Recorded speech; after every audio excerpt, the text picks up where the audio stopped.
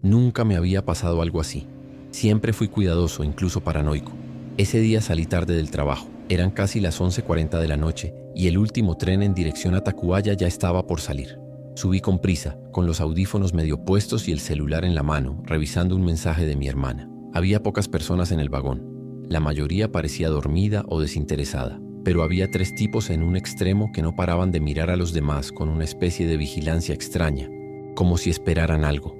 No gritaron ni hicieron escándalo, pero desde que los vi, sentí que algo no estaba bien. Uno de ellos se acercó primero con disimulo, como quien va a preguntar algo. Me preguntó la hora, y cuando bajé la vista para mirar el celular, sentí que otro ya estaba detrás de mí. Me empujaron suavemente, como si me pidieran que me moviera, pero cuando traté de zafarme, uno me mostró un cuchillo escondido entre la chamarra. Me susurraron que no hiciera escándalo, que todo iba a salir bien si cooperaba. Pensé en correr, gritar, lo que fuera, pero me paralicé, no por cobardía, sino porque todo parecía tan rápido y frío que mi cuerpo simplemente no reaccionó. Me bajaron del tren en una estación intermedia, no recuerdo bien cuál. Lo que sé es que no había nadie, ni policías, ni cámaras visibles. Me llevaron por una puerta lateral que supongo era de mantenimiento, y empezamos a caminar por unos pasillos oscuros que parecían no tener fin. Me pedían mis contraseñas, desbloquear mis cuentas, hacer videollamadas con familiares simulando estar bien. Fue como una mezcla entre asalto y secuestro digital. Usaban mi rostro y mi voz para pedir dinero, pero sin gritos, sin violencia explícita. Todo con un tono enfermo de «mantente tranquilo, así nos ayudas a que esto acabe rápido. Si llegaste hasta aquí, dime en los comentarios desde dónde estás viendo este video y qué hora es allá. Y si te está gustando esta historia real, suscríbete al canal, porque eso nos ayuda muchísimo a seguir publicando más relatos como este. Ahora sí, sigo. Lo más horrible era cómo hablaban entre ellos. Decían cosas como, tenemos 20 minutos antes del siguiente monitoreo. O, ese número ya cayó, pásame otro. Se notaba que no era su primera vez. Me hacían leer frases exactas a mis contactos, frases frías como, no te preocupes, estoy bien, o, más tarde te marco, mientras ellos manipulaban desde un dispositivo que parecía una tablet con una VPN o algo así. Todo estaba tan calculado que empecé a dudar si algún día iba a salir de ahí. No era un asalto común. Era como si hubieran creado un protocolo entero para aprovechar a víctimas como yo. En uno de los pasillos había una luz parpadeando y uno de ellos se puso nervioso. Me ordenaron que me agachara y me cubriera la cabeza con la sudadera. Empezaron a moverse más rápido, bajando escaleras metálicas que sonaban a cada paso. El ambiente era húmedo, olía a metal oxidado y a algo más, como a grasa vieja o combustible. A esa altura, ya me dolía la garganta de tanto tragar saliva. No lloré, pero tuve que morderme el interior de la boca para no hacerlo. Tenía miedo de que cualquier sonido que saliera de mí los hiciera reaccionar mal. Pensaba en mi mamá, en mi hermana, y en cómo rayos nadie se daba cuenta de lo que estaba pasando. Fue entonces cuando por una rendija entre 2 paredes vi una figura. Pensé que era otro de ellos, pero era alguien distinto. No se movía igual, caminaba con otro ritmo. Lo que no sabía era que ese tipo que apareció por unos segundos, con una gorra negra y una mochila de esas tácticas, era un policía encubierto. Uno de los tipos que me tenía agarrado también lo vio. Todo pasó en cuestión de segundos. Uno gritó una palabra clave y el otro me empujó contra la pared. Pero el que parecía policía no dudó. Sacó algo, no sé si era un arma o una placa, y gritó «¡Quietos!». En ese momento todo se descontroló. Uno de los tipos salió corriendo por el túnel y otro intentó forcejear con el policía. Yo me quedé pegado a la pared con las piernas flácidas y sin saber qué hacer. Escuchaba gritos, pasos, golpes secos. En mi cabeza todo era un eco constante. El túnel amplificaba cada ruido como si fueran truenos. Creo que en ese momento perdí la noción del tiempo, porque cuando me di cuenta ya estaba sentado en el suelo con un paramédico preguntándome mi nombre y un policía hablándome bajito como si yo fuera a desmayarme. Nunca supe exactamente cómo terminó todo. Me dijeron que el possessor encubierto llevava dias investigando essa célula e que eu só fui um azarado, peguei o trem errado na hora errada. 2 dos caras foram presos ali mesmo, o terceiro nunca mais apareceu. Depois de tudo, me levaram a uma delegacia, tiraram fotos minhas, pegaram meu depoimento, mas o tempo todo parecia que tudo ainda estava acontecendo. Eu tremia como se ainda estivesse lá embaixo, naquele túnel, com o cheiro de ferro e aquela maldita sensação de que alguém estava atrás de mim. O que me assusta até hoje é que tudo foi feito em silêncio, sem violência visível, sem alarde. Se aquele cara não tivesse percebido, eu teria sumido. Desde aquele dia, nunca mais andei de metrô à noite. Nem fones de ouvido uso mais em transporte público. Não é exagero, é trauma. Porque não foi um assalto comum. Foi um tipo de sequestro moderno, calculado, frio. Não deixaram marcas físicas, mas na cabeça ficou tudo. Às vezes, quando ouço sons parecidos, metal batendo, o eco de passos em escadas vazias, meu corpo ainda reage. E o mais louco é que tudo parou tão rápido quanto começou. Como se aquela parte da cidade só existisse à noite, num subterrâneo que muitos nem imaginam. Até hoje não sei explicar o que exatamente aconteceu lá embaixo, mas sei que foi real. E sei que poderia ter sido muito pior. No sé por qué acepté ese viaje. Tal vez porque ya era tarde, porque la cena se alargó más de lo previsto y no quería esperar el transporte público en esa zona. Cuando abrí la app, una que ni siquiera conocía bien, pero que una amiga me había recomendado porque siempre había disponibilidad. El coche llegó en menos de 5 minutos. Era un sedán gris, sin distintivos, con vidrios polarizados. Me pareció raro, pero no lo suficiente como para cancelar. El conductor tenía buenas calificaciones y la foto coincidía. Subí sin imaginar que esa noche terminaría con el susto más grande de mi vida. Desde el principio algo no cuadraba. El tipo no hablaba, ni saludó. Solo me miró de reojo. Esperó que me pusiera el cinturón y arrancó. Me di cuenta de que no activó la ruta en el celular ni usó ningún GPS visible. Al principio pensé que se sabía el camino, pero después de 2 o 3 giros noté que se estaba alejando de la avenida principal. Le pregunté si era un atajo y apenas murmuró algo como, sí, es más rápido así. En ese momento activó los seguros del auto sin decir una palabra. El sonido de los seguros bajando me hizo apretar los dientes. Intenté mantener la calma. Saqué mi celular y fingí revisar mensajes, aunque por dentro temblaba. Pensé en enviar mi ubicación a alguien, pero la app no me dejaba compartir el trayecto como otras. Entonces lo observé con más atención. Sudaba, sus manos apretaban el volante con fuerza y miraba por el retrovisor cada pocos segundos, no para verme a mí, sino para mirar atrás, como si alguien lo estuviera siguiendo. Fue eso lo que me confundió. Su comportamiento era tan extraño como asustado. No tenía sentido. Si quería hacerme daño, ¿por qué parecía él más nervioso que yo? De repente pisó el freno de golpe. Estábamos en una calle oscura sin tránsito cerca de un parque que no reconocí. Gritó, «Bájate». Ni me miró. Solo repitió, «Ya, bájate». Y se inclinó hacia la guantera como si buscara algo. Abrí la puerta y salí como pude, sin saber si correr o quedarme quieta. El tipo arrancó de inmediato, giró en U y desapareció. Me quedé sola, temblando, con el corazón a 1000. No entendía nada. Estuve parada varios segundos en la banqueta sin moverme. No sabía si me había salvado de algo o si todavía estaba en peligro. Encendí el celular y busqué mi ubicación. Estaba a más de 15 cuadras de mi casa, en una colonia que apenas conocía. No pasaban autos, no había gente, solo un perro ladrando a lo lejos. Llamé a mi hermano, pero no contestó. Entonces marqué a una amiga que vivía cerca y le pedí que me buscara. Apenas pude explicar lo que había pasado. Mi voz temblaba, las palabras salían entrecortadas. Ella me dijo que ya iba, que no me moviera. Mientras esperaba, me senté en el borde de una jardinera y repasé todo en mi cabeza. ¿Qué fue eso? ¿Un intento de secuestro? ¿Un robo mal planeado? ¿Por qué se fue así de repente? Me costaba encontrarle sentido. Entonces, revisé la app para ver los datos del conductor. Lo más raro es que el viaje ya estaba finalizado, como si nunca hubiera pasado nada. No había opción de reportar. La foto del conductor había desaparecido y su nombre era distinto al que había aparecido cuando lo contraté. Fue ahí cuando el miedo se transformó en algo más profundo. Alguien estaba usando la plataforma de forma ilegal. Cuando mi amiga llegó, me subí al coche y me derrumbé. No paraba de hablar, como si contar cada detalle fuera una forma de entender lo que me acababa de pasar. Ella me escuchó, en silencio, preocupada, y solo dijo una frase que se me quedó grabada. No era para ti. Al principio no entendí, pero después empecé a pensar que tenía razón.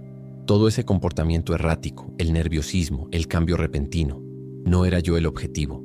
Tal vez el tipo esperaba recoger a otra persona. Tal vez algo se le salió de control y prefirió abortar. Esa noche no dormí. Me quedé viendo videos en la cama, buscando testimonios parecidos. Encontré algunos foros donde otras mujeres contaban cosas similares. Autos que no eran los oficiales, rutas extrañas, cancelaciones sin explicación. Todos coincidían en algo. Los conductores siempre parecían alterados. como si hubiera algo más en juego que un simple robo o secuestro. Me sentí parte de una historia que apenas entendía, pero que me había rozado demasiado cerca. Días después intenté hablar con alguien de la empresa de la APE, pero nadie respondía. El número de soporte no funcionaba y el correo rebotaba. Un amigo que trabaja en Innocentes Ciberseguridad me dijo que probablemente esa plataforma no era oficial, que era una copia pirata que usaba una interfaz similar a las reales para captar usuarios distraídos, que detrás de eso podía haber redes criminales que hacían pruebas para nuevos reclutas o incluso errores de identificación, donde una persona que no era la víctima prevista terminaba siendo descartada al último segundo. Esa frase me persigue. No eras tú. Lo más perturbador no fue el miedo del momento, ni siquiera sentir que estuve a punto de no regresar a casa. Lo que más me marcó fue entender que alguien me miró, me estudió, decidió que no era la persona correcta, y aún así estuvo a segundos de llevarme. Desde entonces desconfío de todo. Verifico 2 veces cualquier app que uso, me aseguro de que el auto coincida con la placa, y si algo me huele raro, cancelo. Pero nada quita la sensación de que estuve al borde de algo que nunca sabré con certeza qué era. Solo sé que por alguna razón, ese hombre decidió dejarme ir. Y eso, más que tranquilidad, me dejó helada. Yo tenía mi tiendita desde hacía casi 8 años. No era gran cosa, pero era mía. La levanté poco a poco, con ayuda de mi esposa y algún préstamo que terminé de pagar hace poco. Estaba en una esquina de la colonia, con clientela fiel, repartidores que ya me conocían y vecinos que me saludaban todos los días. Nunca me metí con nadie. Siempre pensé que mientras no hiciera ruido, nadie se metería conmigo. Me equivoqué. Todo cambió un lunes, cuando sonó el teléfono de la tienda y una voz extraña me pidió colaboración. No entendí al principio, creí que era un error, pero la voz no vaciló. Me dijo mi nombre completo, el nombre de mi esposa, donde estudiaban mis hijos. Me pidió una cuota semanal, en efectivo, por protección. Que no lo viera como una amenaza, sino como una oportunidad para que todo siguiera igual. Corté la llamada sin responder, con el corazón acelerado. Le conté a mi esposa y me dijo que lo ignoráramos, que seguro era una broma pesada. Pero al día siguiente volvieron a llamar. Esta vez describieron cómo mi hijo menor salía del colegio y a qué hora. Me quedé helado. Fui a la policía, pero solo me anotaron en una libreta y me dijeron que iban a revisar. Intenté hacer como que nada pasaba, pero todo comenzó a cambiar.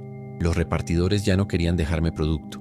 Un señor que me llevaba las tortillas me dijo que unos tipos lo habían parado y le advirtieron que si seguía viniendo, lo iban a desaparecer.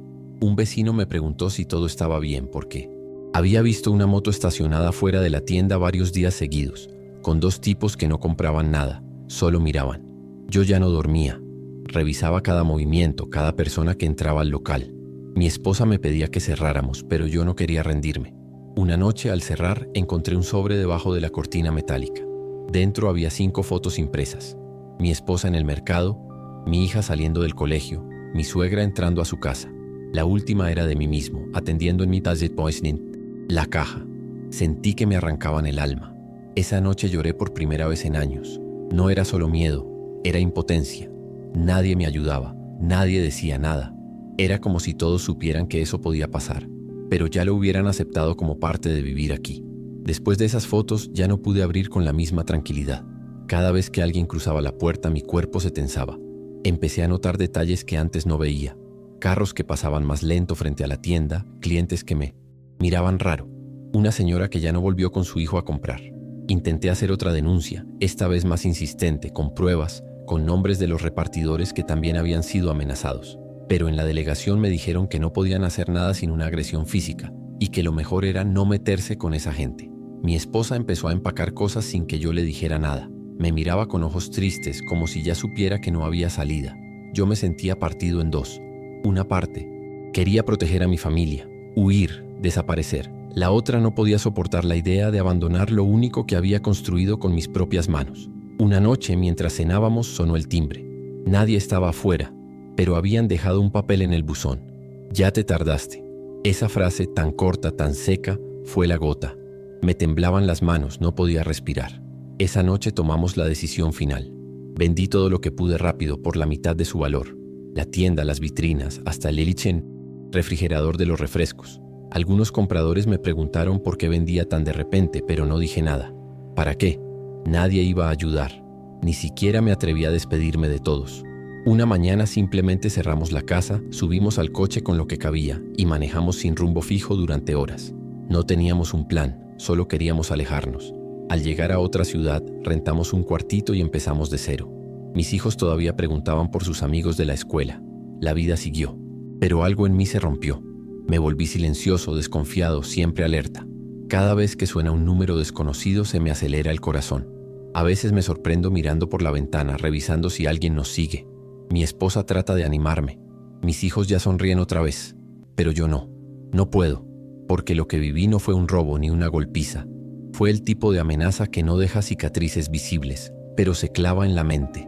En mi ciudad la violencia ya no necesita balas, solo necesita mirarte y quedarse en silencio. He intentado contarlo a otras personas, pero pocos lo entienden. Algunos me dicen que exagero, que por qué no fui más valiente, que hubiera enfrentado la situación. No saben lo que es vivir con la sensación constante de que alguien te observa, que conoce tus rutinas, los pasos de tus hijos, lo que comes, a qué hora cierras la cortina. No es solo miedo, es una forma de control que se mete en tu cuerpo y no te suelta. Nunca supe exactamente quiénes eran ni qué querían de mí más allá del dinero, pero sabían cómo hacerme entender que no tenía opción. Eso fue lo más aterrador. Hoy, con la distancia, sé que tomé la decisión correcta. Estoy con mi familia, estamos vivos, pero eso no me da paz, porque lo que perdí no fue solo una tienda ni un hogar. Perdí la sensación de seguridad, la confianza en lo cotidiano. A veces sueño que vuelvo a esa esquina, que abro la cortina metálica como antes, que saludo a los vecinos. Pero en el sueño siempre hay una sombra, en la banqueta, alguien que no se mueve, que solo me mira. Me despierto sudando, porque en ese lugar aprendí que el miedo más fuerte no grita, solo te observa y espera. Nunca había sentido un miedo así. He trabajado en construcción desde que tenía 18 años. He visto accidentes, cortes, caídas. Pero lo de ese día fue diferente. Estábamos colando una losa en una obra en Tlalpan, algo grande, de varios niveles. Ya habíamos comentado entre nosotros que algunas cosas no estaban bien. Las varillas se doblaban con facilidad, el concreto lo preparaban como si fuera mezcla para barda y los supervisores solo pasaban a firmar y se iban. Pero uno aprende a callar. Ahí, si hablas de más, te sacan y meten a otro. La chamba es dura y mal pagada, pero es lo que hay. Ese día llegamos desde temprano, como siempre. El colado iba lento porque la bomba se había descompuesto la semana anterior y la nueva parecía improvisada. A eso de las 10 todo se movió de repente. No fue un temblor, fue como un crujido seco seguido de un estallido metálico. En segundos una parte de la estructura se vino abajo. No recuerdo mucho de ese momento, solo el golpe, el polvo y un dolor agudo en la pierna. Cuando abrí los ojos estaba atrapado. Una viga me presionaba el costado y apenas podía mover los brazos. No veía nada, solo escuchaba gritos y pasos apurados. Pasaron unos minutos, o tal vez fueron horas, no sé. Empecé a escuchar cómo rescataban a algunos compañeros. Escuchaba sus nombres, cómo los sacaban con cuidado, cómo preguntaban si había más personas atrapadas. Grité con todas mis fuerzas. Al principio creí que no me oían, pero después escuché claramente una voz decir, «Ya están todos». Me quedé helado. Empecé a golpear con lo que tenía cerca, pero no hubo respuesta. Fue entonces cuando empecé a entender lo que estaba pasando. No era un olvido, me estaban dejando ahí, y en ese silencio espeso me vinieron a la mente las pláticas que alguna vez oí. Un maestro que decía que las columnas estaban mal hechas, otro que aseguraba que los fierros eran de reciclaje barato, y las veces que vi sobres pasar de mano en mano cuando venían los de protección civil. Recordé a uno de los ingenieros hablando de deshacerse de pruebas si algo pasaba. Y ahí estaba yo, enterrado vivo, con la sensación de que mi vida valía menos que un acta cerrada sin preguntas. Me puse a llorar, no de dolor, sino de rabia. No sé de dónde saqué fuerza, pero seguí golpeando, arañando, haciendo ruido con una varilla oxidada que encontré entre los escombros. Cada movimiento dolía como si me arrancaran algo por dentro. Me dolía el pecho, la pierna, la cabeza, pero lo que más dolía era saber que había gente allá arriba, viva, que había decidido dejarme. Me costaba respirar, el polvo me raspaba la garganta y la oscuridad me hacía sentir que el tiempo se estiraba como una cuerda podrida a punto de reventar. Empecé a quedarme dormido, a perder la noción de todo. Solo despertaba con el zumbido en los oídos o el eco de mis propios gemidos. En algún momento escuché pasos de nuevo. Ya era de noche, lo supe por el cambio en el ruido del ambiente. Una voz lejana gritó, algo que no entendí, y yo volví a golpear como pude. Esta vez alguien respondió. «Hay otro aquí», escuché. En ese instante supe que me habían escuchado, que no era mi mente jugándome una trampa. Me rescataron con cuidado, pero sin mucha urgencia. Los paramédicos parecían sorprendidos de encontrarme con vida. Me subieron a una camilla y me taparon el rostro con una manta. Alguien preguntó mi nombre, pero fingí no entender.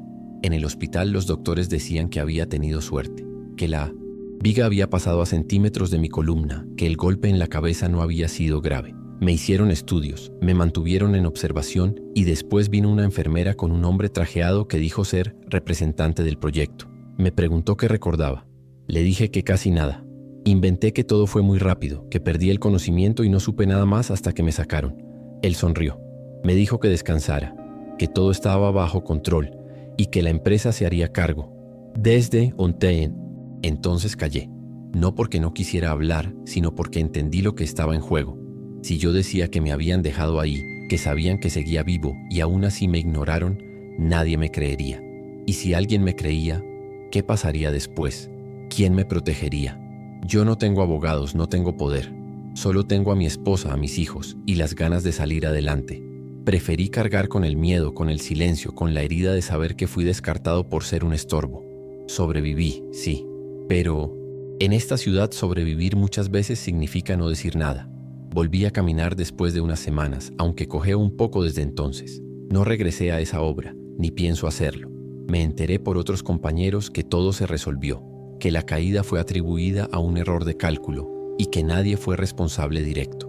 Unos días después del accidente, pasé cerca del lugar en taxi y vi que ya habían cerrado todo con lonas nuevas, como si nada hubiera pasado. A los que hablaron de más, los sacaron sin explicación. A mí no me dijeron nada. Supongo que creen que no sé nada o que simplemente me quebré. Y la verdad es que sí me quebré. No físicamente, sino por dentro. Porque ahora cada vez que escucho una estructura crujir, aunque sea una simple escalera de metal, se me acelera el corazón. Porque aprendí que la vida de un albañil puede valer menos que una firma en un papel. Y porque sigo soñando con ese silencio, con la sensación de estar atrapado mientras otros deciden si vales la pena o no.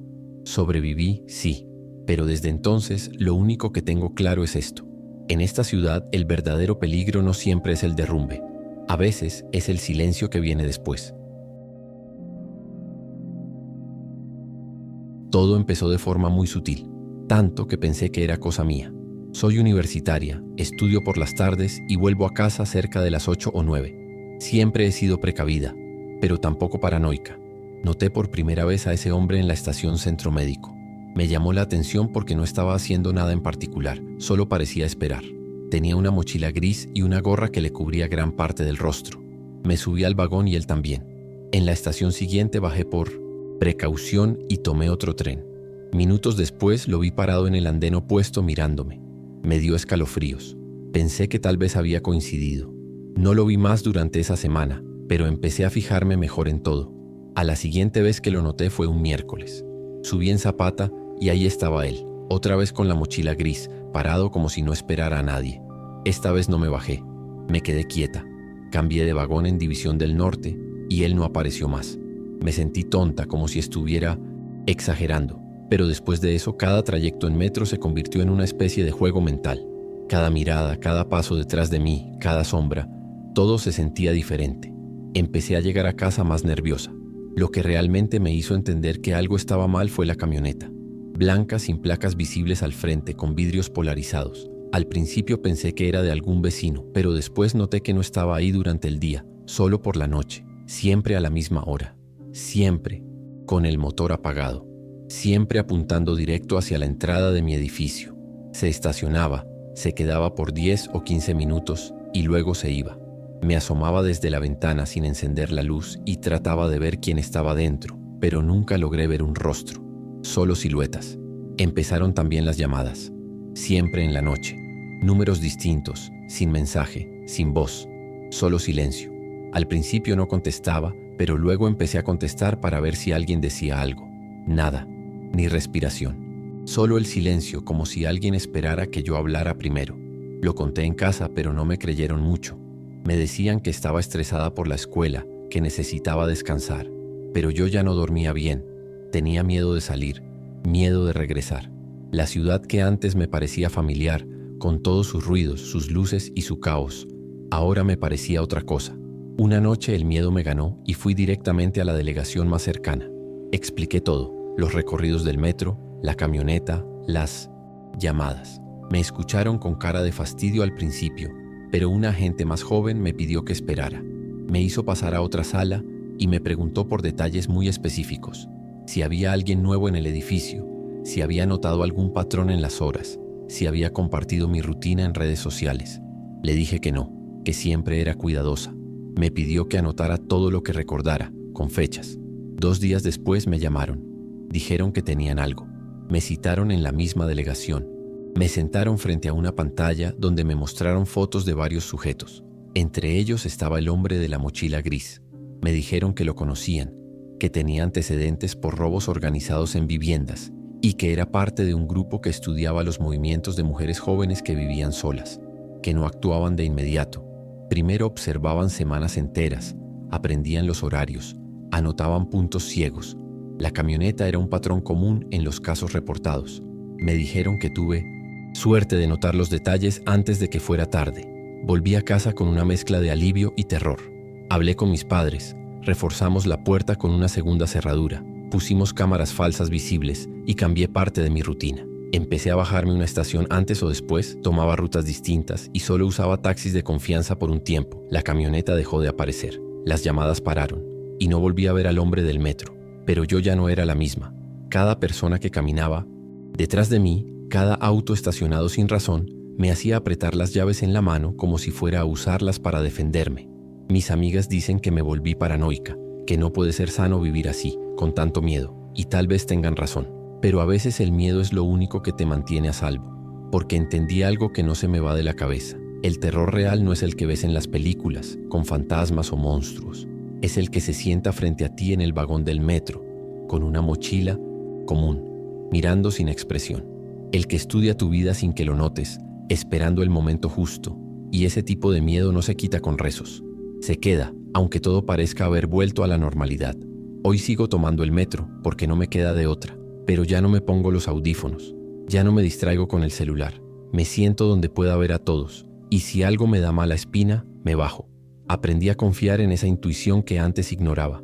No sé si el hombre de la mochila alguna vez pensó realmente hacerme daño, o si yo era solo un nombre más en su lista, pero sé que me observaba, y eso por sí solo ya es suficiente para dejarte marcada. A veces paso por los mismos pasillos y me pregunto cuántas otras personas están siendo seguidas sin saberlo. La ciudad no cambió, pero yo sí, ya no la veo como antes. No es que todo sea peligroso, pero tampoco todo es seguro. Hay gente que se dedica a estudiar los vacíos de esta ciudad, gente que no necesita armas ni violencia visible. Solo tiempo, paciencia y que tú no te des cuenta. El miedo, cuando es real, no siempre grita. A veces solo se sienta y observa. Y ahora lo sé. Hay formas de ser víctima incluso antes de que te toquen. Lo supe en el vagón. Lo confirmé frente a mi ventana. Sobreviví, sí, pero no volví a ser la misma. Todavía me cuesta entender que fue real. Todo comenzó como una noche cualquiera. Fernanda, yo, Dani y otros 2 amigos fuimos a una fiesta que se organizó por redes. Era en una casa medio alejada por los límites de la ciudad, en una colonia que no conocíamos bien. Al principio dudamos en ir, pero la dirección no se veía tan lejana y la casa, según las fotos, tenía buena pinta. Llegamos pasadas las 11. Había luces, música fuerte, gente entrando y saliendo. Nada fuera de lo normal. Pero algo en Inosteje. El ambiente no terminaba de cerrar. No lo dije en voz alta, pero tenía esa sensación incómoda que uno trata de ignorar. Durante la noche Dani se alejó un poco del grupo. Estaba animado, se puso a hablar con otros y después de un rato ya no lo vimos más. Supusimos que estaba con alguna chica o que se había quedado dentro de la casa, pero cuando la música bajó y empezamos a despedirnos, notamos que no aparecía. Preguntamos a varias personas. Nadie lo había visto. Buscamos por los cuartos, en el patio, incluso en los baños. Nada. Pensamos que se había ido solo. Lo llamamos, mandamos mensajes. El celular estaba apagado. A esas alturas, el miedo ya nos había alcanzado. Volvimos a casa inquietos, con esa sensación que no te deja dormir. A la mañana siguiente, su mamá nos llamó desesperada. No había vuelto. Fue ahí cuando decidimos regresar a la zona de la fiesta. La casa seguía cerrada, como si nada. Caminamos alrededor y descubrimos que detrás había un terreno baldío, sin cercas, lleno de maleza y escombros. Avanzamos con cuidado y encontramos algo que nos rompió por dentro.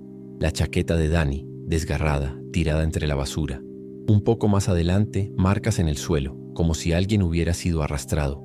Seguimos esas huellas hasta una especie de choza hecha con madera y láminas. Dentro de esa choza no había mucho, pero lo poco que había bastó para dejarnos helados. Botellas, ropa vieja, papeles con nombres, anotaciones y lo peor, una mochila que reconocimos de inmediato, como la de Dani. Llamamos a la policía en ese mismo momento. Llegaron en menos de una hora y acordonaron todo. Nos hicieron preguntas, tomaron fotos y nos pidieron que nos retiráramos. No queríamos irnos, pero entendimos que ya no podíamos hacer nada más. Esa tarde nos llamaron. Habían encontrado el cuerpo en una zanja detrás del terreno. No había palabras. Dijeron que tenía signos de violencia. No entraron en detalles, pero la mirada del oficial lo decía todo. A Dani lo torturaron. Nos dijeron que habían encontrado indicios de que su celular había sido manipulado y que posiblemente su cuenta bancaria había sido vaciada horas después de que desapareció. Ahí fue cuando empezó a salir todo a la luz. La policía ya tenía reportes de otras personas desaparecidas en fiestas parecidas. Siempre en casas alejadas, anunciadas por redes, con dueños que nunca daban la cara. La mayoría de los asistentes no conocía a los organizadores. La historia se repetía. No era solo una fiesta, era una trampa. Elegían lugares sin vigilancia, casas en colonias periféricas, con terrenos baldíos o calles sin salida. Observaban a los asistentes, identificaban a los que se alejaban del grupo, los seguían, los aislaban. A veces se los llevaban en autos, otras veces los sacaban por detrás, directo a zonas donde nadie podía ver ni escuchar. Y lo más enfermo de todo era que no se trataba solo de violencia física. Era una red que robaba identidades, contraseñas, información personal. Dani fue uno más en una lista que probablemente nunca conoceremos completa. El impacto fue brutal. En la escuela nadie hablaba de otra cosa. Algunos empezaron a contar experiencias parecidas, momentos en que se sintieron vigilados en fiestas similares, pero que no les pasó nada por suerte. Nosotros cargábamos con el peso de no haber hecho más, de no haber salido todos juntos, de no haber insistido más esa noche. Fernanda dejó de ir a clases por semanas. Yo apenas podía dormir. Todo parecía un mal sueño. Uno als, que no te despiertas porque te acompaña en cada rincón de la ciudad, como si la fiesta no hubiera terminado del todo. Después del entierro, cada uno siguió por su lado. Nos mandamos mensajes de vez en cuando, pero ya nada fue igual. El grupo se rompió. Cambiamos nuestras rutinas, cerramos cuentas, nos alejamos de todo lo que pudiera poner en riesgo lo poco que quedaba en pie. Nunca imaginamos que una simple salida de viernes pudiera terminar así. Nadie nos enseñó que el peligro ya no se esconde en callejones oscuros, sino que se disfraza con luces de colores, playlists modernas y casas con alberca en zonas que ni siquiera aparecen en el mapa. A veces me pregunto qué habría pasado si Dani no se hubiera alejado, si alguno de nosotros lo hubiera seguido, si hubiéramos notado antes los detalles. Pero no hay respuestas, solo quedan preguntas que nos persiguen en silencio. Nunca atraparon a nadie. La casa quedó vacía, sin rastro de los supuestos dueños. Todo parecía planeado para desaparecer al día siguiente, como si nunca hubiera existido. Y lo peor es que pese a todo, estas fiestas siguen pasando. Cambian de nombre, de colonia, de redes, pero siguen ahí, esperando al siguiente grupo de jóvenes que solo quiere pasarla bien un viernes por la noche. Hoy, cuando paso cerca de alguna zona periférica o veo invitaciones extrañas por redes, algo se me aprieta en el pecho. Dani era de los buenos, de los que siempre estaban ahí para todos. No merecía terminar así. Y aunque tratamos de seguir adelante, esa noche nos marcó. Ya no vemos la ciudad con los mismos ojos. Aprendimos que el terror no siempre viene con máscaras o cuchillos. A veces llega con una canción que te gusta, una casa con luces cálidas y un grupo de desconocidos que sonríen demasiado. En esta ciudad aprendimos que el miedo real no siempre grita. A veces solo te observa y espera su momento. Yo crecí en esa vecindad. Mi hermana y yo vivimos ahí desde niños, primero con nuestros padres, luego solos. Era un lugar ruidoso, con paredes delgadas y gritos de fondo, pero era nuestro hogar.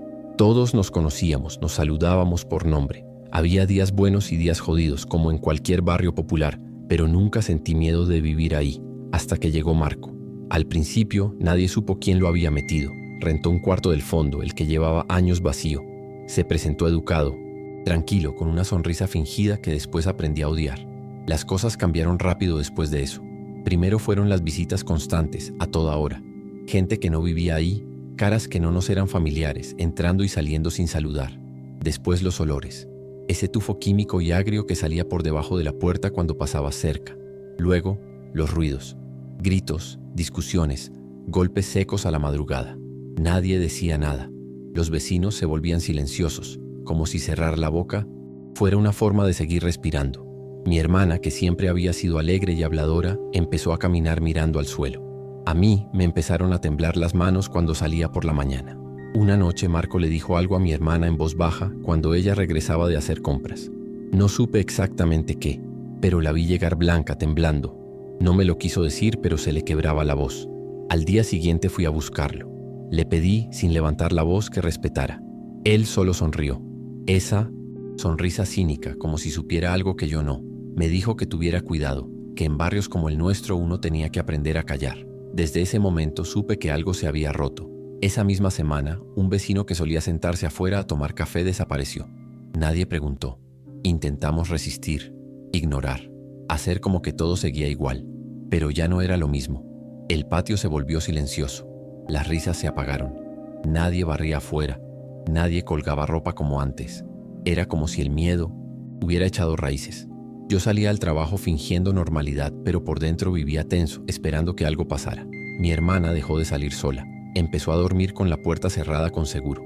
A veces la escuchaba llorar por las noches, creyendo que yo no me daba cuenta. Y yo no sabía cómo ayudarla, porque tampoco sabía cómo protegerme. Lo peor era esa sensación de estar siendo observado. Cada vez que pasaba cerca del cuarto de Marco, sentía ojos clavados en la nuca. Ya no solo era él. Había otros que se quedaban en la azotea, sentados a fumar, viendo todo sin hablar. Gente que no vivía ahí, pero que ya se movía como si fueran dueños del lugar. Una vez intenté grabar los movimientos desde la ventana de mi cuarto, pero al día siguiente mi puerta apareció rayada con una navaja. No decía nada, solo marcas profundas, como advertencias. Empecé a dormir mal. Mi cuerpo reaccionaba a cada ruido, a cada paso en el pasillo. Una tarde, mientras regresaba del trabajo, un repartidor me detuvo antes de entrar. Me dijo en voz baja que tuviera cuidado, que había escuchado mi nombre en una conversación rara mientras esperaba que abrieran el portón. Me quedé frío. No sabía si creerle, pero algo en su cara me convenció. Dejé de usar el mismo camino, cambié mi horario y empecé a salir con una chamarra distinta, como si eso me hiciera menos reconocible. Empecé a actuar como un fantasma. Entraba y salía sin hablar, sin mirar a nadie, sin dar señales de vida. A veces mi hermana me preguntaba si ya no iba a pelear. No le respondía. Un día supe que ya no nos pertenecía ese lugar. Fue cuando vi a un niño del edificio jugando con su balón, y uno de los tipos de Marco le gritó que se quitara. El niño obedeció de inmediato sin protestar y se metió corriendo a su casa. Antes, ese mismo niño jugaba con nosotros, pedía ayuda para inflar su balón, se reía en los pasillos. Ahora ni siquiera nos miraba. La vecindad se había transformado, no por las paredes ni por la pintura descascarada, sino por el silencio, por el terror. Por esa sensación de que hasta el aire había sido tomado por alguien más. Y es que no hace falta que te apunten con una pistola para sentirte amenazado. A veces basta con una mirada, con un silencio largo, con saber que aunque no hiciste nada, alguien decidió que estorbas. Vivir así te rompe, te borra. No estás muerto, pero tampoco estás vivo del todo. Solo flotas. La gente empieza a tratarte como si fueras parte del fondo, como si tu presencia ya no tuviera peso. Eso fue lo que más me dolió. No tener que dejar la vecindad, sino sentir que la vecindad me había dejado a mí mucho antes. Un mes después empacamos lo poco que teníamos y nos fuimos. No avisamos, no nos despedimos de nadie. Solo dejamos las llaves con la señora del segundo piso, la única que aún nos hablaba. Nos mudamos a un cuarto más pequeño en otra colonia, lejos, donde nadie nos conociera. Mi hermana volvió a sonreír con el tiempo, pero yo no. Algo en mí se apagó. A veces, mientras tomo el transporte o camino por calles similares, tengo esa sensación otra vez, como si alguien me siguiera, como si la sombra de ese lugar todavía me pesara en los hombros, como si nunca hubiera salido del todo. Hoy entiendo que lo más aterrador no fue Marco ni sus amenazas, fue convertirme en nada dentro del lugar que me vio crecer. Fue aprender que en esta ciudad perder tu espacio no siempre significa mudarte. A veces basta con saber que ya no puedes alzar la voz, que tu presencia estorba, que ser invisible es la única forma de sobrevivir. Y vivir así, con la certeza de que cualquier paso en falso puede borrarte por completo, Es lo más parecido al infierno que he conocido. Ese día acepté el viaje solo por la tarifa. Estaba terminando mi turno. Eran como las 11:20 de la noche y me salió un servicio con monto alto en una zona que siempre evito. Una colonia de esas que si puedes no pisas ni por error. Pero andaba corto de dinero esa semana y pensé, es solo dejar a alguien o recoger. Y ya. El punto de partida estaba a unas calles de un parque medio abandonado, sin farolas, sin movimiento. Cuando llegué, el mapa marcaba que el usuario ya estaba afuera, pero no vi a nadie. Bajé un poco los vidrios y fue entonces cuando los vi venir. Eran 3, 2 jóvenes y uno más grande, todos con gorras y sudaderas. Uno de ellos traía algo debajo del brazo, envuelto en una tela, pero lo que me hizo temblar fue cuando el que venía adelante sacó una pistola y me la mostró como si fuera parte del protocolo. Tranquilo, solo maneja, me dijo. No grité, no moví un músculo. El que se sentó al lado me metió algo duro entre las costillas. No vi si era un arma o no, pero el mensaje estaba claro. Me dijeron a dónde ir sin usar la AP, sin dar explicaciones. Solo calles que no conocía, curvas, callejones. Me sentí enterrado en vida. Durante el trayecto no hablaban mucho. Usaban códigos, frases cortas, se pasaban celulares entre ellos. A veces se reían. Yo solo manejaba tratando de controlar el sudor que me bajaba por la espalda. En un momento uno contestó una llamada y dijo algo como, ya vamos para allá, dile al morro que esté listo. Después se miraron entre ellos y uno soltó, ¿y este? Refiriéndose a mí. Otro respondió, no te preocupes, si no se pone loco, sale. Sentí que me faltaba el aire. Pasamos por un punto de revisión informal, un retén con conos que claramente no era de tránsito. Bajaron la ventana. Saludaron con la cabeza y seguimos. Llegamos a una casa sin número, de esas con portón metálico oxidado. Uno bajó con el paquete y los otros 2 se quedaron conmigo en el coche. Me dijeron que apagara el motor. Obedecí. Estuvimos ahí como 15 minutos en completo silencio. El del asiento trasero comía algo, el del copiloto solo me miraba. Cuando el primero volvió, traía una bolsa distinta. Se subió y dijo, vamos, nos falta uno más. En ese momento el del asiento trasero preguntó en voz baja, ¿y al chofer qué pedo? ¿Lo soltamos o qué?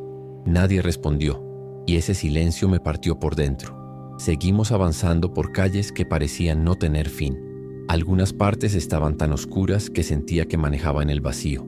Cada vez que me decían a la derecha o aquí detente, pensaba que era el final. Uno sacó su celular y empezó a grabarme, como si estuviera documentando todo. No decía nada. Solo apuntaba con la cámara mientras yo manejaba. El del copiloto me tocó el brazo y me dijo, relájate, si no haces mamadas te vas a ir a tu casa. Pero su voz era hueca, como si ni él se creyera lo que decía. Ya no sabía si llorar, rezar o acelerar contra una pared. Me llevaron a un terreno baldío, con un par de estructuras viejas y una fogata apagada. Me bajaron del carro. Uno me empujó un poco con la culata del arma y me hizo caminar hasta una barda rota.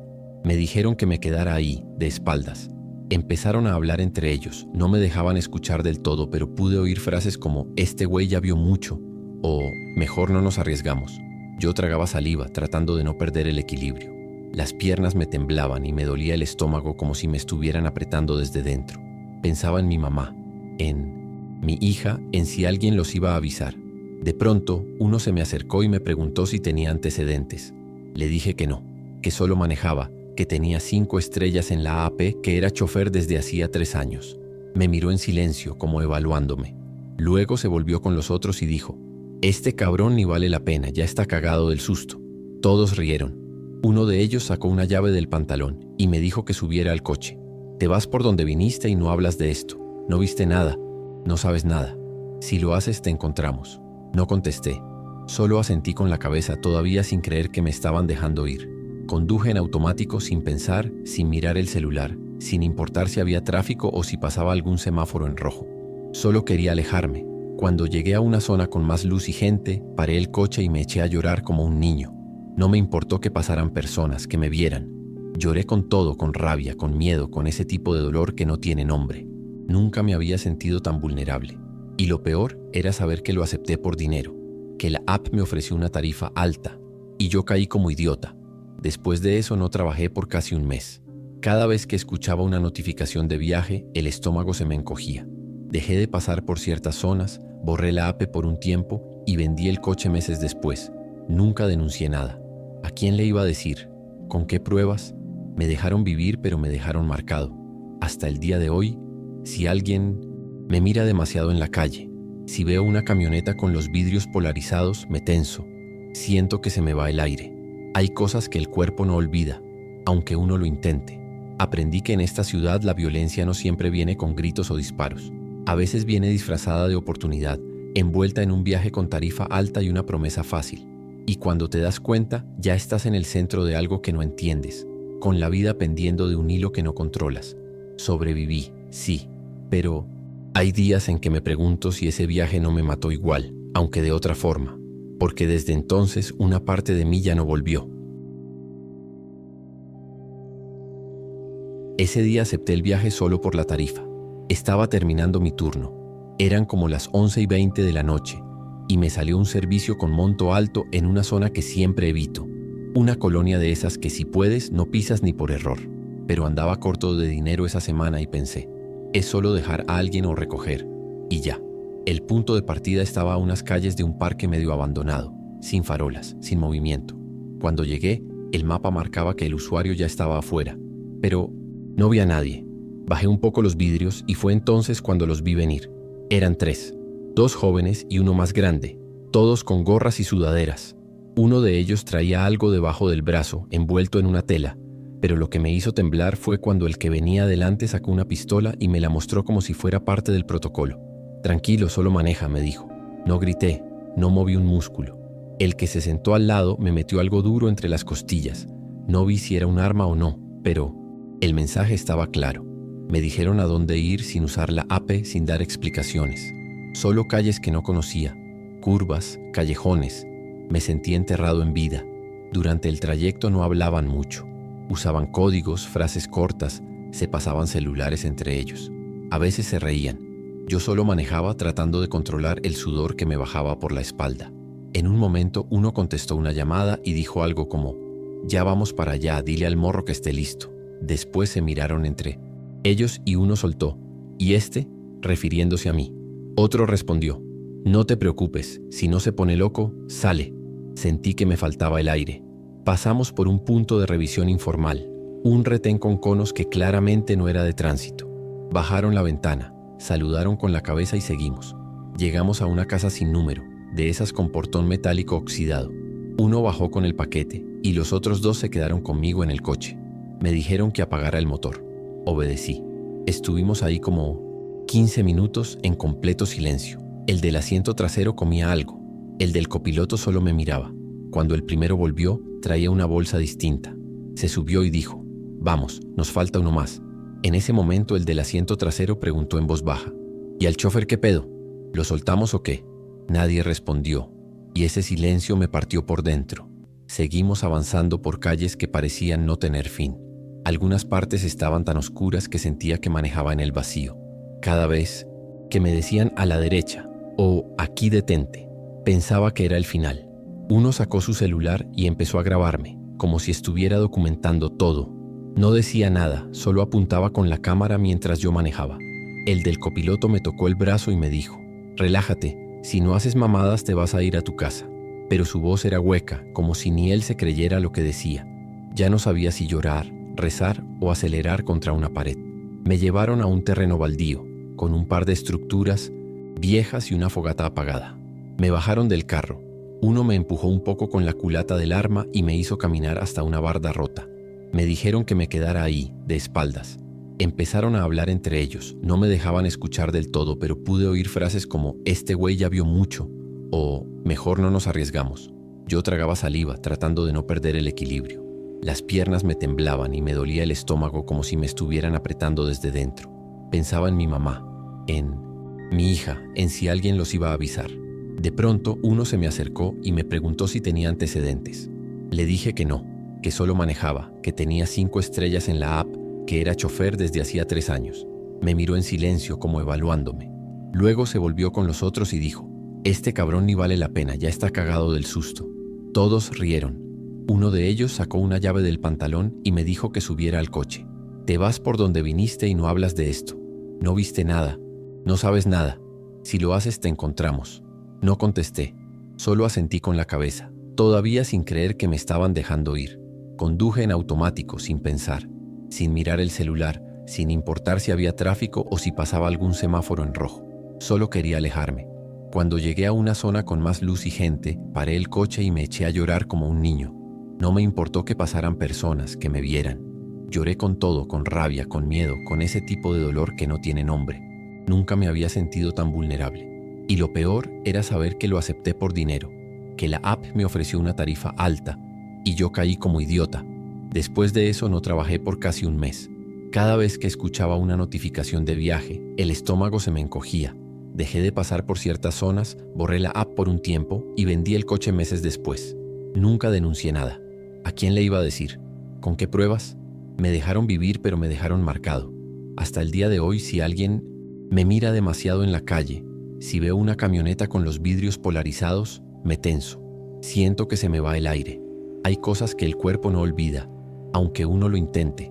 Aprendí que en esta ciudad la violencia no siempre viene con gritos o disparos.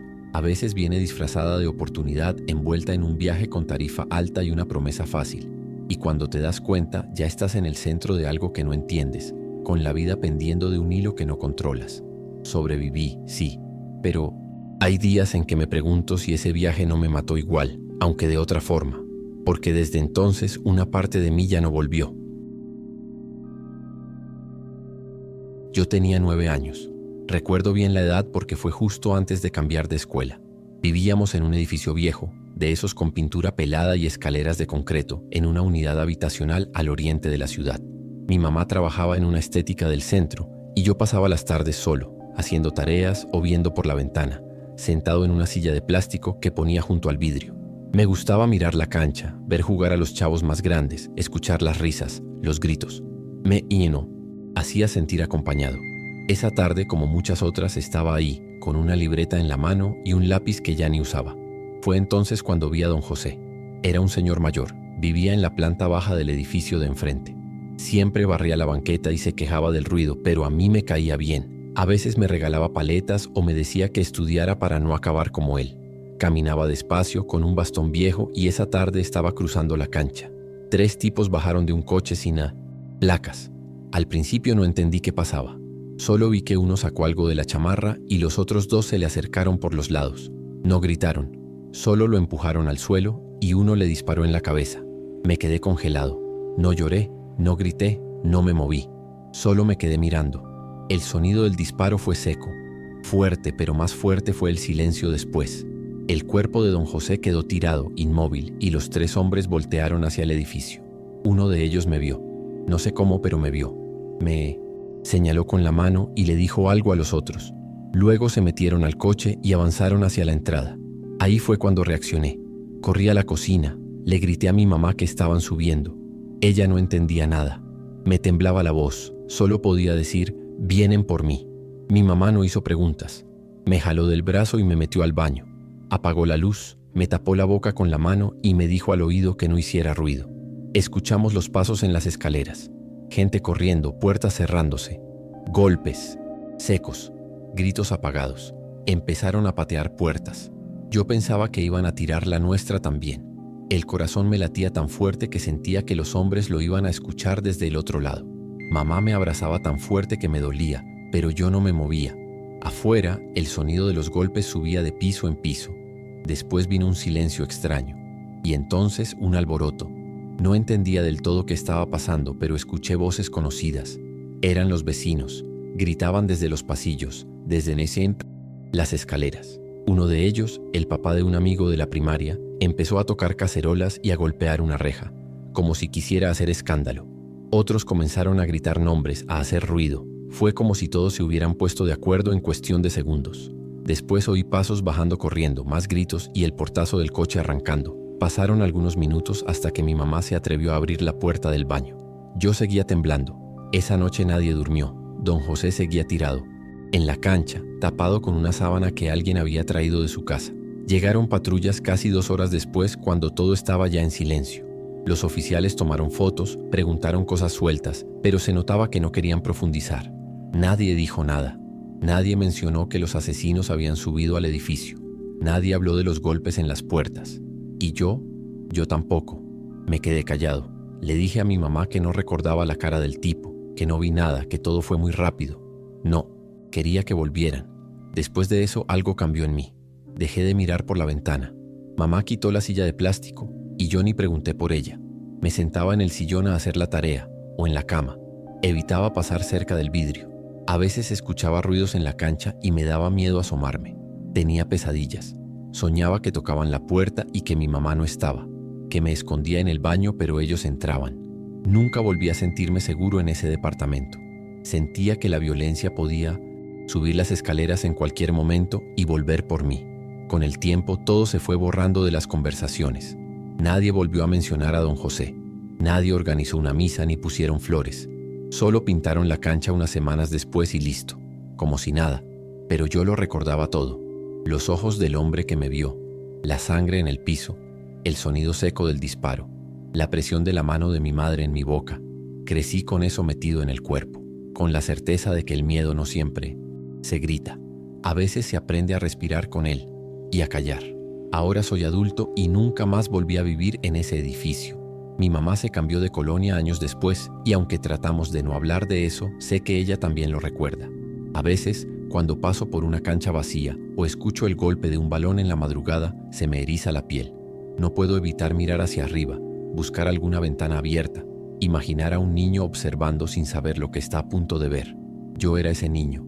Y desde entonces, supe que a veces mirar también es peligroso, que en algunos lugares saber demasiado puede ponerte en la mira, incluso si solo tienes 9 años.